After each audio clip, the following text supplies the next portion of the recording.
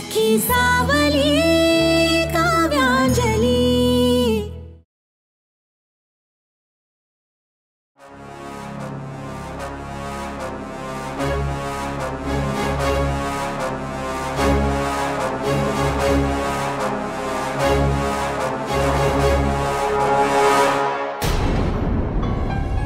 लाडू तू अशी अचानक कशी काय? अगं पण दुकान काम अक्काई मी सगळं सांभाळून आले फक्त तुला भेटायला। मला सांग तुझा पाय कसा आहे? अगं व्यवस्थित बरा आहे, औषध घेतलं ना सूज पण पूर्ण उतरली, फार काही त्रास होत नाही। पण तुझं काय? तू काय माझ्या पायाची चौकशी करायला आली नाहीयेस? काहीतरी बोलायचं होतं ना तुला, बोल ना। अक्काई ते बोल, काय झालं? मला कळत नाहीये तुला कसं सांगू, पण मी काय काय झालंय बोल ना। भाऊजी यांचं काय, ते काही बोलले का तुला? नाही म्हणजे भाऊजी आहेत ना, त्यांच्या आयुष्यात कुणीतरी दुसरी बाई आहे।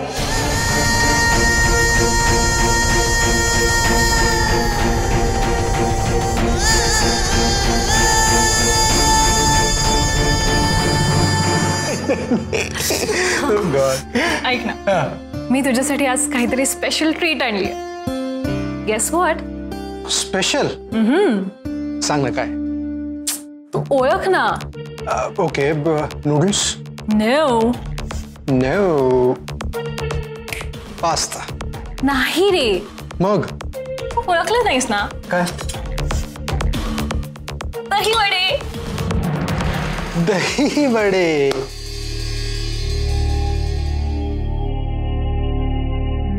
काय झालं, तू गप्प का झालास?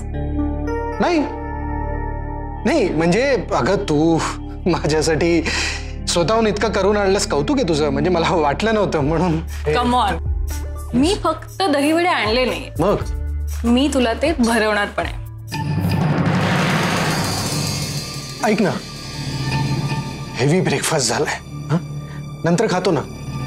विशू प्लीज, माझ्यासाठी नाही, खायचं म्हणजे खायचं।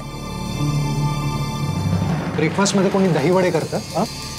आणि मुळात मला दही वडे हे आवडत नाही, माहितीये ना तुला।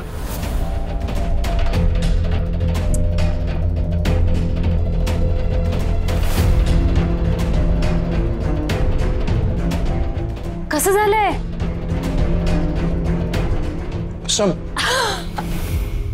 लवली, खरंच खूप छान झालेत दही वडे। I knew it, I am just good at everything, you know. Yes you are. काय बोलतेस लाडू, कळतंय का तुला?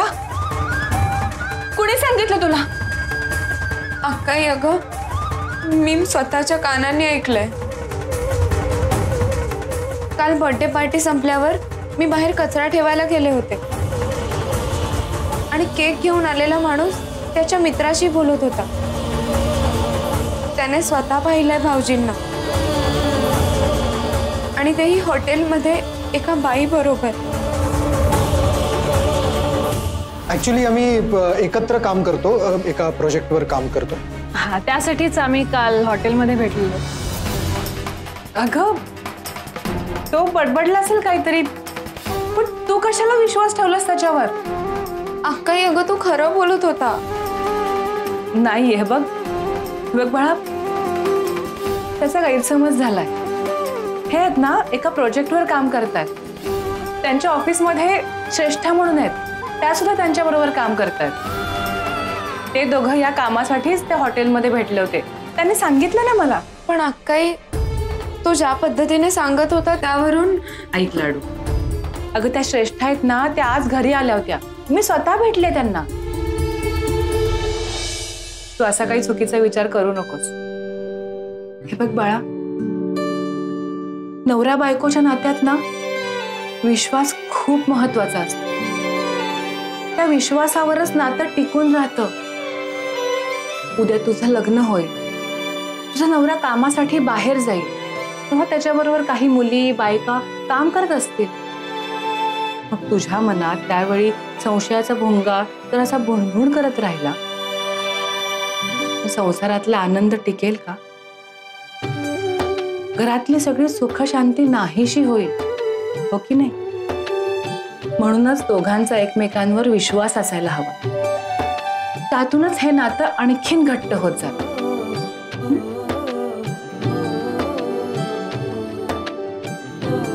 आता काही शंका नाही ना मनात? गुड. चल मग आता हे सगळं विसर. मला किती मदत लागणार आहे तुझी? पूजेची तयारी करायची आहे. हे घे.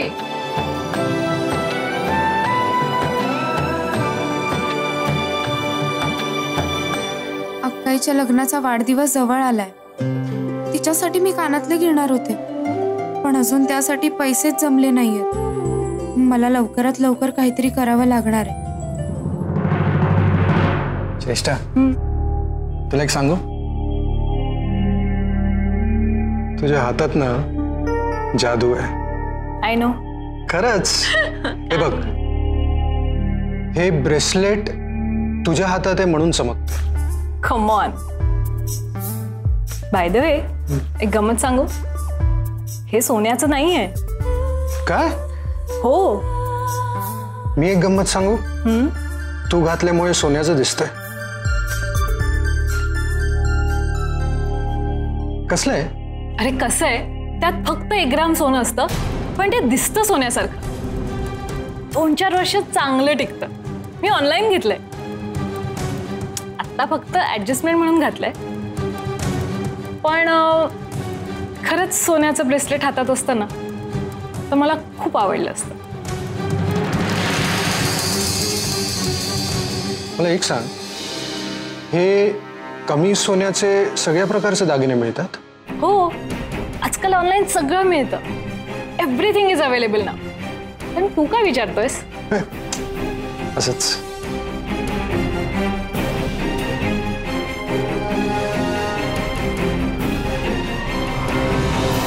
चला, चंडी पूजेचं एकदाशी मार्गी लागली. तुला माहितीये, मुहूर्त पण खूप चांगला मिळालाय. आता फक्त शॉपिंग राहिली. ए, तुला यायचंय माझ्या बरोबर शॉपिंगला? मुख्य म्हणजे साड्यांची शॉपिंग करायची आणि पूजेची तयारी आहेच.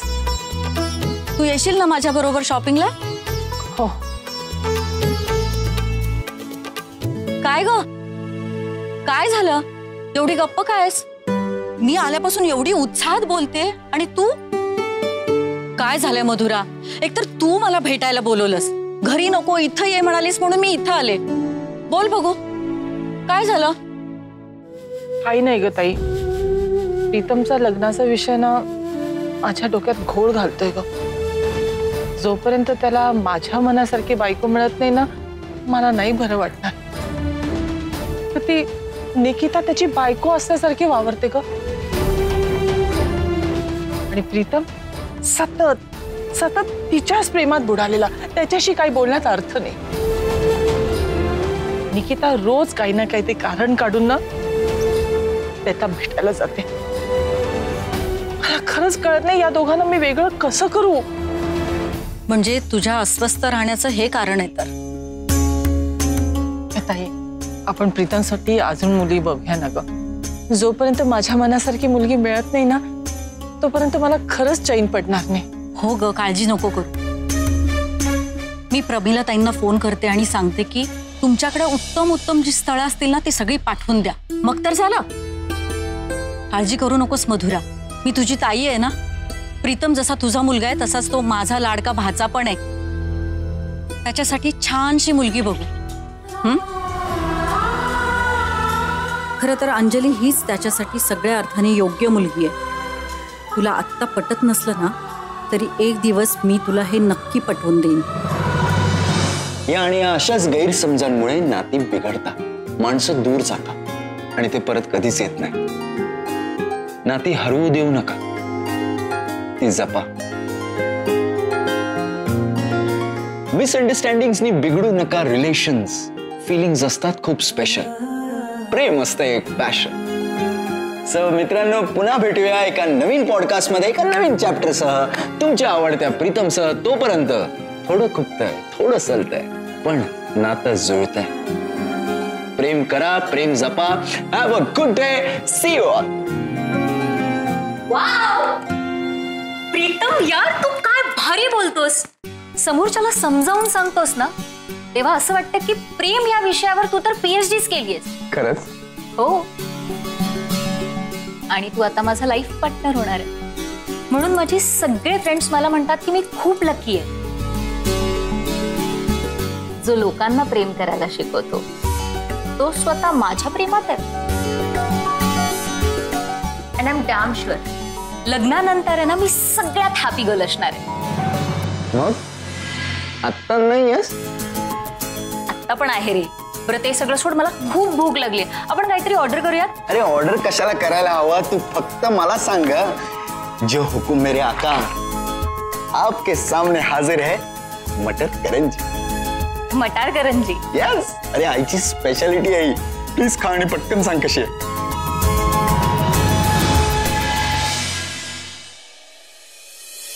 ऑसम है ना?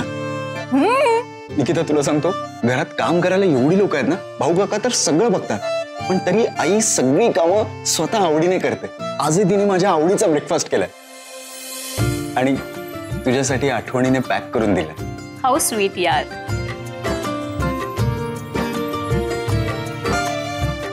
मला तर कधी एकदा आपलं लग्न होतं आणि तुझ्या घरी राहायला ते असं झालं. म्हणजे काय, तू रोज माझ्या समोर असशील ना. होईल, ते पण लवकरच होईल. आपलं लग्न थाटामाटात व्हावं असं तुझ्या आईच्या मनात असेल ना. ऑब्व्हियसली. नाही म्हणजे कसं, तू सेलिब्रिटी आहेस, तुझा फॅन क्लब आहे, तुझा सर्कल मोठा आहे, तसं तर आपलं लग्न लवकर व्हायलाच पाहिजे. पण मी काय म्हणते प्रीतम, त्याआधी आपण एंगेजमेंट केली तर. हे बघ, असे आपण बाहेर सतत फिरत असतो. लास्ट टाइम पेपरमध्ये जे काही प्रिंट होऊन आलं होतं, ह्या सगळ्याचं माझ्या मम्मालाही ना खूप टेन्शन येतं रे. मी समजू शकतो. मी आईला सांगतोय, आई गुरुजींना विचारून लवकरात लवकर एंगेजमेंटचा मुहूर्त काढ. हो. ऍक्च्युली दादाच्या लग्नाची 12वी अॅनिव्हर्सरी आहे आणि त्याचंच एक खूप मोठं फंक्शन आहे.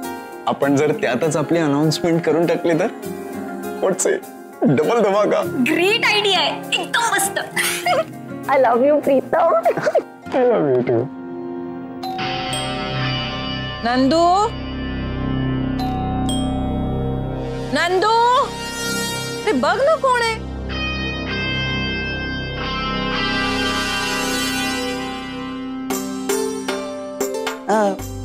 नमस्कार, मधुराताई आहेत का घरात? नाहीये वहिनी. आपण कोण? मी प्रमिला, नवरे गुरुजी त्यांची बायको. हो का? इथे कशाला आलाय, काय काम होतं ते विचारतीये. अहो, माझं मधुराताईंकडे खूप महत्वाचं काम होतं म्हणून तर आले आहे. प्रीतमसाठी मी काही नवीन स्थळांची माहिती आणि पत्रिका घेऊन आले. अच्छा. काय काय म्हणालात तुम्ही? प्रीतमसाठी स्थळ घेऊन आलाय तुम्ही? हो, पण आता मधुराताई घरीच नाहीयेत, तर काही हरकत नाही, मी नंतर त्यांना फोन करते आणि मग येते. एक सेकंड, बसा ना तुम्ही. पाणी वगैरे घ्या. नंदू, मॅडम साठी पाणी आण. ऊन खूप आहे नाही? हो, घ्या पाणी घ्या.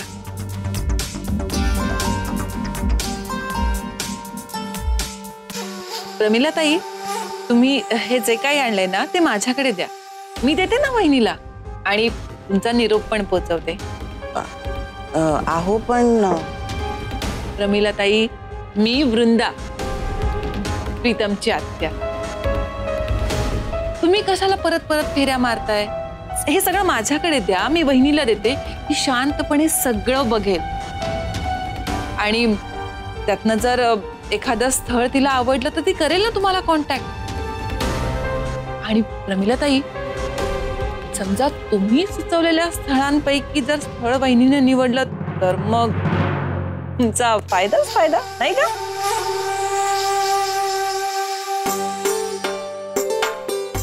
हो चालेल ना, काहीच हरकत नाही. ह्या पत्रिका आणि फोटो आहेत. बरं, जे काही ठरेल ना ते 1-2 दिवसात मला कळवाल ना? डेफिनेटली. बरं, मग येऊ मी. या, येत. थँक्यू.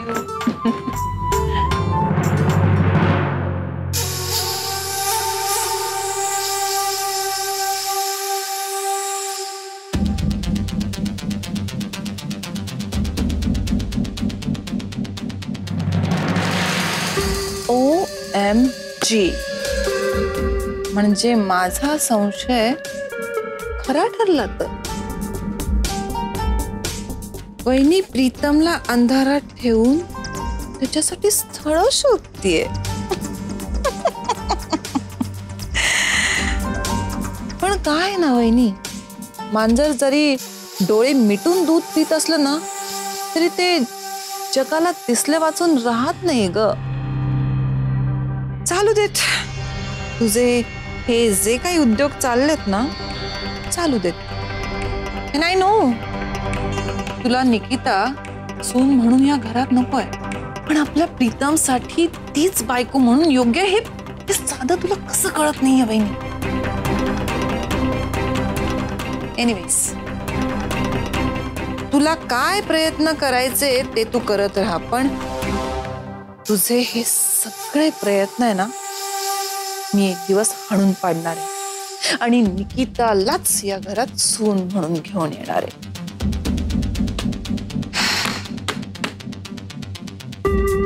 तर ते आता काय आणि कधी हा विचार करावा लागेल. पूजेच्या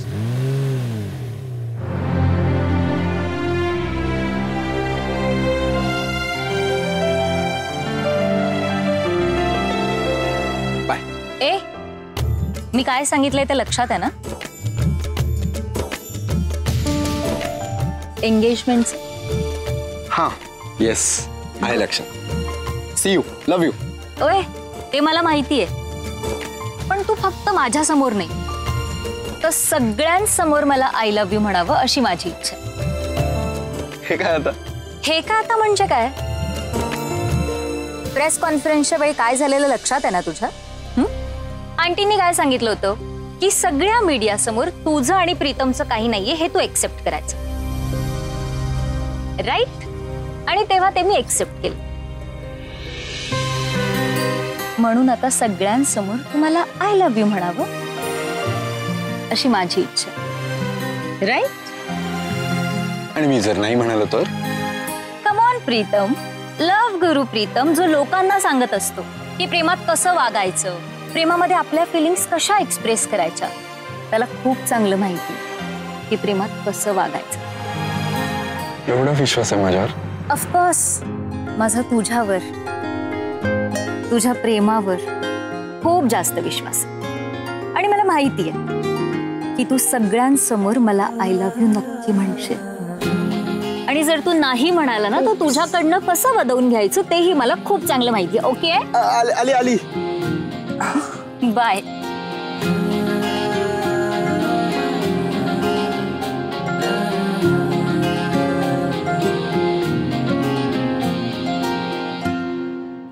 पूजेच्या बरं, बाकी तब्येत कशी आहे तुमची? बरी आहे ना? अच्छा, भेटू मग पूजेच्या दिवशी. ठीक आहे, ठेवते.